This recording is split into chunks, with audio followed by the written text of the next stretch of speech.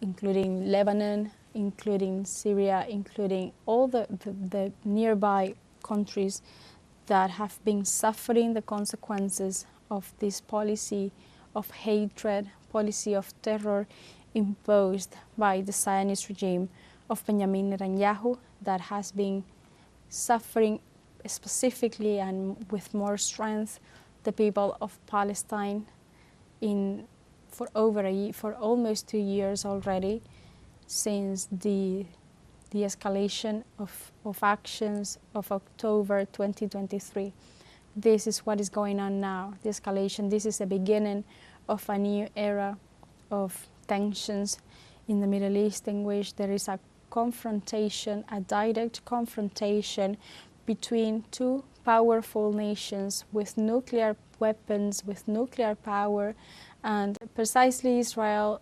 This is the real intentions behind their actions, according to specialists, according to analysts, which is to undermine Iran's nuclear program, that also wanted to build this program with a purpose for civilian purposes, something that the US has suggested at the very beginning that could be a possibility, but then later changed of mind and said Iran could not have that opportunity and that there could be no path to a nuclear weapon. Let's recall that this is taking place amid negotiations on a possible nuclear deal between the US and Iran.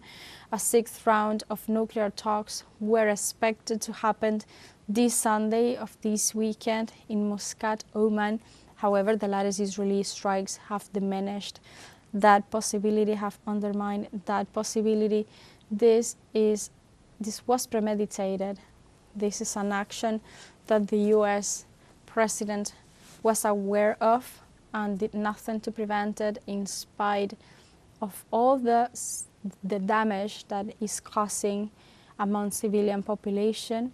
The US president was complicit in these events. What intentions lie behind of this decision?